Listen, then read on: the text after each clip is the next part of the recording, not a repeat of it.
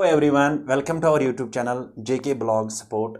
Students, आज हम discuss करने जा रहे हैं Newton second law of motion. इससे पहले हमने first law of motion discuss किया है और जो फर्स्ट लॉ ऑफ मोशन के जो रिगार्डिंग जो टर्म्स थे उनको भी हमने डिस्कस किया था। तो अगर आप चैनल पे नए हैं तो पहले हमारे चैनल को सब्सक्राइब कीजिए और साथ ही साथ बेल आइकन को भी प्रेस कीजिए ताकि हमारी आने वाली नोटिफिकेशन आप तक पहले से पहुंचे। तो शुरू करते हैं वीडियो आज का Newton second law of motion. तो Newton second law of motion का जो स्टेटमेंट है, it states that the rate of change of linear momentum of a body is directly proportional to external force applied on the body and the change in momentum of the body takes place in the direction of applied force।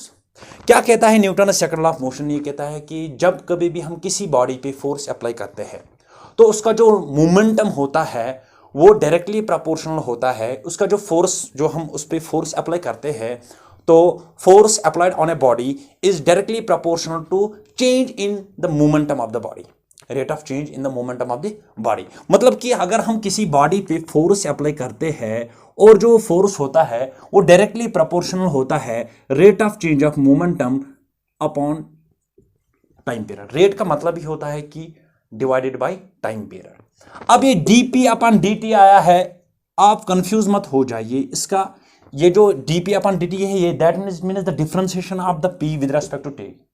That means differentiation of p। p यहां पे denote करता है momentum. Okay, p यहां पे denote करता है momentum.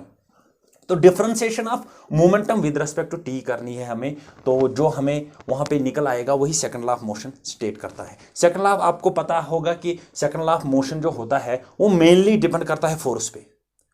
कभी कभार ये क्वेश्चन पूछा जाता है कि Newton second law of motion पे हमें क्या मिलता है। Newton second law of motion mainly measures the force, right. एक बात। दूसरी बात, जो Newton second law of motion होता है उसको हम रियल लॉ कहते हैं। न्यूटन सेकंड लॉ को हम रियल लॉ कहते हैं। तो क्या हुआ, force is directly proportional to dp upon dt। That means rate of change of momentum, rate of change of momentum is directly proportional to force applied on that body. कि जब कभी भी हम किसी बॉडी पे फोर्स अप्लाई करते हैं तो कितना फोर्स हम अप्लाई करते हैं तो उसका जो मोमेंटम होता है वो चेंज होता है विद रेस्पेक्ट टू टाइम, वो चेंज होता है। तो हमें पता है जो फोर्स होता है वो, अगर हम इस प्रोपोर्शनलिटी को हटाने के लिए एक कांस्टेंट को लगाएंगे, क्योंकि जब कभी भी हम प्रोपोर्शनलिटी को हटाते हैं तो एक कांस्टेंट आता है, तो प्रोपोर्शनलिटी के बदले कांस्टेंट आया और फोर्स चेंज हुआ इक्वलिटी में, तो क्या आया dp अपॉन dt। कुछ भी हमने नहीं किया, हमने खाली जो ये प्रोपोर्शनलिटी है उसी को हमने हटाया है। अगर हम प्रोपोर्शनलिटी कांस्टेंट को जो है, जो एक कांस्टेंट प्रोपोर्शन है, हम उसको मान के चलेंगे a, क्योंकि ये कांस्टेंट है, हम इसको वैल्यू पुट करेंगे 1, हम इसका वैल्यू जो है वो पुट करेंगे 1 के बराबर। तो क्या निकलेगा, फोर्स किसके बराबर आएगा, फोर्स इक्वल टू, ये प्रोपोर्शनलिटी कांस्टेंट को हमने 1 माना है तो 1 आएगा dp अपॉन dt। ओके, तो इसका मतलब है जब कभी हम किसी के साथ 1 के साथ मल्टीप्लाई करते हैं तो वहां पे वही निकल आता है जो नंबर होता है। Then f equals to dp upon dt। Okay, अब हम देखेंगे जो फोर्स होता है वो डायरेक्टली प्रोपोर्शनल आया dp upon dt। That means rate of change of momentum. जो ये हमने कहा है कि rate of change of momentum, इसका मतलब है differentiation. We have to differentiate it. ये इंडिविजुअल क्लास है, आपको यहाँ पे खाली याद रखना है कि हमें इसकी जो क्या होता है कि डिफरेंशिएशन निकालनी होगी। जब आपको डिफरेंशिएशन किस तरह निकालनी होगी मैं आपको शॉर्टकट में यही पे बता दूंगा। ओके, हमें पता है जो मोमेंटम होता है वो किसके बराबर होता है। मोमेंटम होता है बराबर मास इंटू वेलोसिटी। मोमेंटम बराबर होता है मास इंटू वेलोसिटी। अगर हम यहां पे फोर्स के बदले फोर्स इक्वल्स टू डी, तो आया p के बदले अगर हम पुट करेंगे मास into velocity upon dt। Okay, कुछ नहीं किया, p के बदले हमने पुट किया वैल्यू मास इंटू वेलोसिटी, राइट। अब अगर हम मान के चलेंगे जो ये मास है किसी बॉडी का, किसी बॉडी का जो ये मास है, अगर ये कंजर्व्ड रहेगा थ्रू आउट द जर्नी, कोई भी बॉडी है जिसपे हम फोर्स अप्लाई करेंगे उसका जो मास है, अगर हम उसको कांस्टेंट या कंजर्व्ड मास लेंगे, दैट मींस कांस्टेंट लेंगे, तो then we have to differentiate only v not m। Okay, then we have force किसके बराबर निकल आएगा, m को बाहर निकालेंगे, then we have to only differentiate velocity upon time period. Okay, we know that the force equals to m into dv upon dt. That means we have to at that very time हमने differentiate किया है velocity with respect to time को. जब हम differentiation करते हैं velocity को with respect to time, तो हमारा जो डिफरेंशिएशन निकलती है वहां पे एक्सेलरेशन निकलती है. ओके, जब कभी भी हम वेलोसिटी को डिफरेंशिएट करेंगे विद रिस्पेक्ट टू टाइम, तो डिफरेंशिएशन करने के बाद जो निकल आएगा वो आएगी एक्सेलरेशन. तो इसके बदले जो आया वो आया acceleration. M force is equal to M into A. ये हमारे पास निकल आया. क्या निकल आया कि फोर्स हमें किसके बराबर आया? Mass into acceleration. Okay, that means it this is the Newton second law. Force is equal to mass into acceleration. कहां पे हमने इसको निकाला कि हमने पहले फोर्स को लाया, वो डायरेक्टली प्रोपोर्शनल हमने dp into dt, that means change in the rate of change of momentum. उसके बाद प्रोपोर्शनल के बदले हमने कांस्टेंट को पुट किया, क्योंकि जब प्रोपोर्शनलिटी हटती है तो कांस्टेंट एक चढ़ता है. तो कांस्टेंट के बदले जो वैल्यू कांस्टेंट का k का वैल्यू जो हमने वो पुट किया 1. जब हमने 1 यहाँ पे पुट किया तो हमारा जो फोर्स निकल आया वो आया F equal to D upon D T. तो dt dp अपन dt हमें पता है, हमें p पता है. जो मोमेंटम होता है वो मास इंटू वेलोसिटी होता है. तो हमने यहाँ पे पुट किया मास into velocity upon time period. तो फिर हमने जो मास है एक बॉडी का हमने वो कंजर्व लिया, क्योंकि मास का जो हमने वैल्यू लिया वो कांस्टेंट लिया. देन कांस्टेंट की डिफरेंशिएशन नहीं होती है, तो कांस्टेंट को हमने बाहर पुट किया. तो हमने ओनली डिफरेंशिएट किया किसको? Velocity upon time period. तो हमें पता है जब हम वेलोसिटी को डिफरेंशिएट करते हैं विद रिस्पेक्ट टू टाइम, तो हमारे पास जो निकल आता है वो आता है acceleration. Then force is equal to M into A. Then force हमें किसके बराबर आया? Mass into acceleration. ओके, अब यहां पे देखिए, हमें पता है फोर्स किसके बराबर आया? Mass into acceleration, right.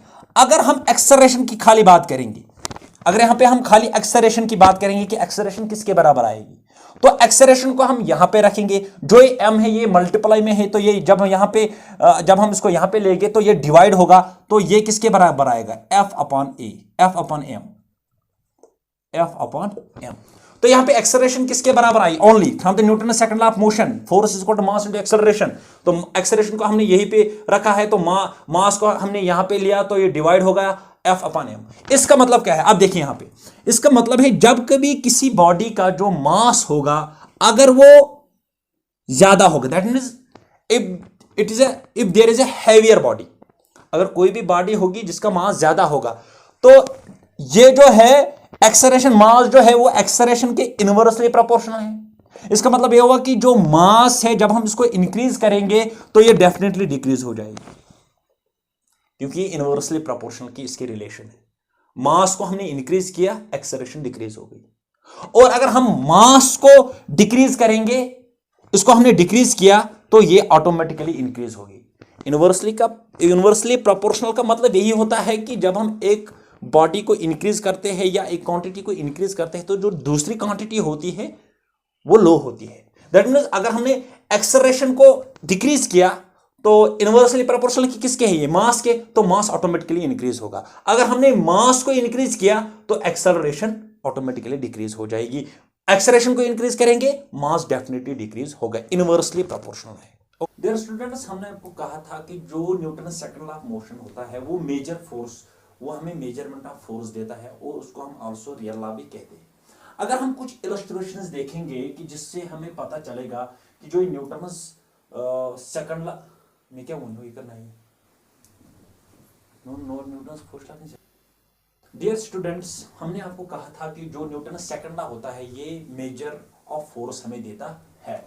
तो इसको हम आल्सो रियल लॉ भी कहता है. कभी कभार एग्जाम में पूछा जाता है कि जो ये न्यूटन सेकंड लॉ होता है ये क्या मेनली मेजर, ये क्या हमें मेनली देता है? ये फोर्स मेजरमेंट देता है, और साथ साथ में उसको रियल लॉ भी कहते हैं. तो सम इम्प्लीकेशंस हम देखेंगे, इम्प्लीकेशंस हम इसके देखेंगे, क्या ये सच में फोर्स को मेजर करता है कि नहीं. तो उससे हमें पता चलेगा कि क्या ये डेफिनेटली काम करता है उस पर कि नहीं. तो इसमें हमने पहला लिया है, if the body is moving with the uniform velocity. अगर एक बॉडी जो होती है वो यूनिफॉर्म वेलोसिटी में ट्रेवल कर रही है, वो एक यूनिफॉर्म, उसकी जो वेलोसिटी होती है वो यूनिफॉर्म वेलोसिटी होती है, तो हमें पता है जो फोर्स होता है, पहले की हम बात करेंगे, जो फोर्स होता है वो मास इनटू एक्सेलरेशन के बराबर होता है. दैट मीन्स इसका मतलब है कि uniform velocity, when there is a uniform velocity then there is no acceleration, क्योंकि हमें पता है जो एक्सेलरेशन होता है वो वेलोसिटी अपॉन टाइम पीरियड होती है। ओके, ये कहता है कि यूनिफॉर्म वेलोसिटी, यूनिफॉर्म वेलोसिटी का मतलब होता है कि equal distance in equal intervals of time. तो वेलोसिटी यूनिफॉर्म है, दैट मींस कि एक्सेलरेशन फिर नहीं होगी। एक्सेलरेशन किसके बराबर आएगी? एक्सेलरेशन फिर किसके बराबर आएगी? जीरो के बराबर आएगी। अगर यही ये एक्सेलरेशन के बदले हम यहाँ पे वैल्यू पुट करेंगे जीरो, तो फोर्स किसके बराबर आएगा? Mass into acceleration. एक्सेलरेशन तो ये तो यूनिफॉर्म वेलोसिटी है, यूनिफॉर्म वेलोसिटी जब होगी तो एक्सेलरेशन जीरो होगी, तो एक्सेलरेशन के बदले जीरो आएगा, तो फोर्स किसके बराबर आएगा? फोर्स आएगा जीरो के बराबर। इसका मतलब ये हुआ, मार्क करना इंपॉर्टेंट है, कि जब कभी भी एक बॉडी यूनिफॉर्म वेलोसिटी में चल रही होगी तो उस पे जो नेट फोर्स होगा वो जीरो के बराबर होगा। ओके, जब कोई भी body moving with uniform velocity, अगर कोई बॉडी यूनिफॉर्म वेलोसिटी में चल रही होगी तो आपको कहा जाएगा कि उस पे जो फोर्स है वो कितना लगा हुआ होगा, वो कितना होगा, तो आपको सीधे जीरो मार्क करना है, क्योंकि उस पे जो फोर्स होगा वो किसके बराबर आएगा? जीरो के बराबर। ओके, दूसरे पे अगर हम देखेंगे, if A body is momentary at rest, अगर एक बॉडी जो मोमेंटरी एट रेस्ट पे होगी, दैट मींस हमें पता है P किसके बराबर होता है? m into V, that means momentum किसके, लीनियर मोमेंटम किसके बराबर होता है? Mass into velocity. ये कहता है कि momentary at rest, that means v किसके बराबर होगा? फिर जीरो के बराबर होगा। तो अगर हम P equals to m into V के बदले जीरो पुट करेंगे तो P किसके बराबर आएगा? जीरो के बराबर आएगा। ओके, दैट मींस आप कहोगे कि इसमें जो होगा वो मोमेंटम जो होगा वो किसके बराबर आएगा? जीरो के बराबर। लेकिन ये फॉर एन इंस्टेंट कभी कभार ये गलत होता है। फर्क मैं आपको एक एग्जांपल दूंगा। अगर आप एक बॉडी की बात करोगे तो आप उसको ऊपर थ्रो करोगे, तो जब एक बॉडी को आप नीचे से ऊपर थ्रो करोगे तो एट सर्टेन डिस्टेंस, कुछ डिस्टेंस के बाद जब वो रुकेगी, यहां पे जो उसकी वेलोसिटी होगी वो जीरो के बराबर होगी। अगर एक बॉडी को आपने थ्रो किया नीचे से ऊपर, तो कुछ डिस्टेंस के बाद जब वो नीचे आएंगी, नीचे आने की कोशिश करेगी, तो कुछ देर के बाद उसकी जो वेलोसिटी होगी वो जीरो के बराबर होगी। तो इसका मतलब है मोमेंटम जीरो निकला। जब मोमेंटम जीरो निकला तो मोमेंटम आपको पता है कि फोर्स से directly proportional rate of change of momentum, that means फिर फोर्स भी जीरो होगा। लेकिन यहां पे फोर्स जीरो नहीं होता है, इसको मानना है आपको कि यहां पे फोर्स जीरो नहीं होता है। क्यों नहीं होता है, मैं आपको समझाऊंगा। कि जब एक बॉडी को हम नीचे से ऊपर फेंकते हैं, तो जब at a certain distance when it covers some certain distance, तो जब वो नीचे आने की कोशिश करती है तो फिर उस टाइम उसकी वेलोसिटी जीरो होती है। लेकिन उस पे जो एक्सेलरेशन होती है वो जीरो नहीं होती है, क्योंकि हमें पता है जब एक बॉडी को हम ऊपर थ्रो करते हैं तो जो उसको ग्रेविटेशनल पुल होता है, जो एक्सेलरेशन ड्यू टू ग्रेविटी होती है, जो उसको हम स्मॉल जी से डिनोट करते हैं, एक्सेलरेशन ड्यू टू ग्रेविटी, वहां पे वो एब्सेंट नहीं होती है।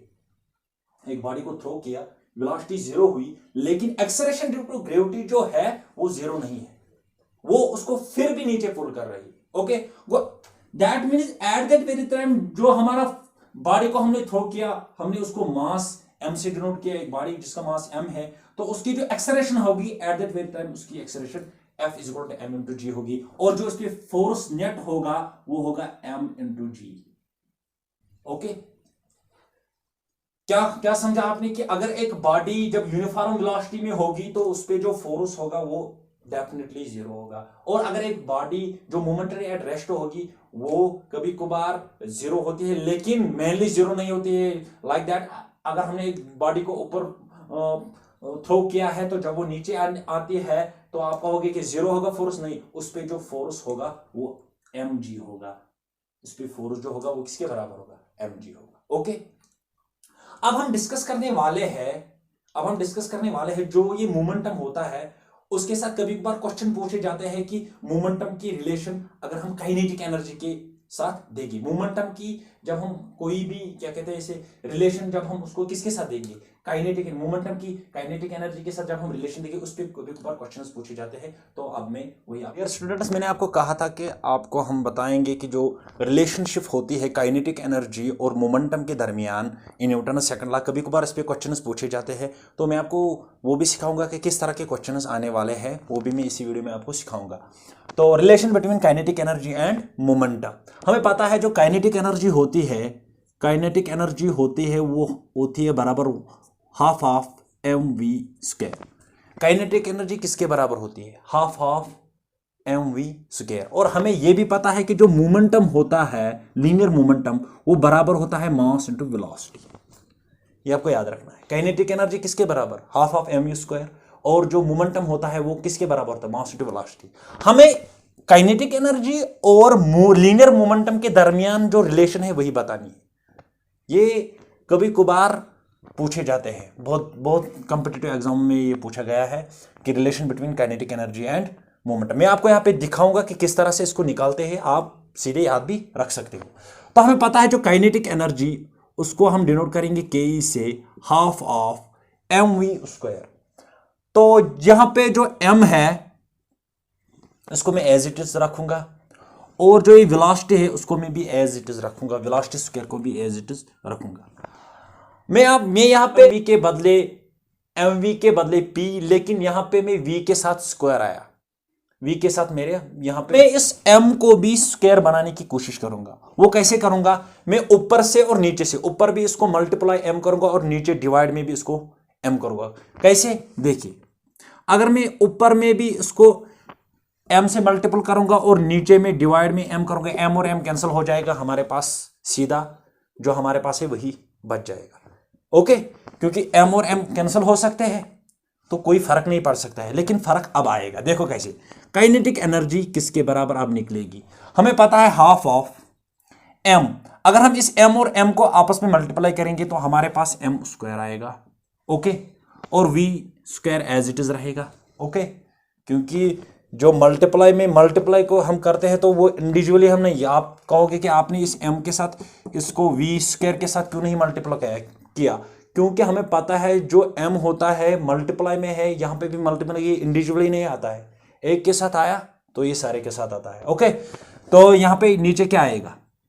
m, क्योंकि जो इस m को मैंने इस m के साथ मल्टीप्लाई किया, बन गए m स्क्वायर, और v स्क्वायर अपना ही था, और जो ये m है वो नीचे चला गया। तो काइनेटिक एनर्जी किसके बराबर आई हमारे पास? y m square v square upon m, और ये 2।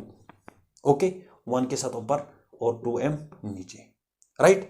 लेकिन आप देखिए, हमें पता है कि मोमेंटम जो है वो m इंटू वी है, लीनियर मोमेंटम जो है वो m इंटू वी है, लेकिन हमारे पास m square into V square है। दैट मीन्स हमारे पास m v into m v। Okay, हो गए ना square, m into V, m into V, square का मतलब 2। लेकिन अगर हम इस mv के बदले यहां पे p पुट करेंगे और इस mv के बदले हम p पुट करेंगे और इन p और p को आपस में मल्टीप्लाई करेंगे, क्या बनेगा हमारे पास? p square. तो हम m स्क्वायर v स्क्वायर के बदले p स्क्वायर पुट कर सकते हैं, क्योंकि हमें पता है kinetic energy equals to m और v के बदले हम p को पुट करेंगे, लेकिन उसका स्क्वायर है तो स्क्वायर रखेंगे इंटू 2m। ये रिलेशन है काइनेटिक एनर्जी और मोमेंटम के दरमियान। ओके, आप देखिए किस तरह से क्वेश्चन आ सकते हैं इस पे। आपको कहेंगे कि जो काइनेटिक एनर्जी और लीनियर मोमेंटम की रिलेशन को पूरे इलैबोरेशन के साथ हम आपको सिखाएंगे, फिर आपको ऑटोमेटिक पता चलेगा कि किस तरह की रिलेशन इसमें उनको आपस में होती है। अगर हम काइनेटिक एनर्जी को डिनोट करेंगे के से, ओके, तो फिर किसके बराबर आएगा? p square upon 2m। जब कुछ भी नीचे नहीं होता है तो हम 1 को मान के चलते हैं, तो इक्वलिटी में हमें पता है कि किस तरह से मल्टीप्लिकेशन होती है। इसको इसके साथ करते हो, इसको इसके साथ, ओनली क्रॉस इन इक्वलिटी। तो 2m और k को जब हम मल्टीप्लाई करेंगे वो किसके बराबर आएगा? 2m इंटू k, और यहां पे क्या आया? p square. तो p इंडिविजुअली किसके बराबर आया गया? Root of 2m k। इसका मतलब यह हुआ कि जो लीनियर मोमेंटम होता है वो डायरेक्टली प्रोपोर्शनल होता है मास, रूट ऑफ मास के बराबर। That means P is directly proportional root of M, क्योंकि P directly proportional root of M, क्योंकि डायरेक्टली है ना।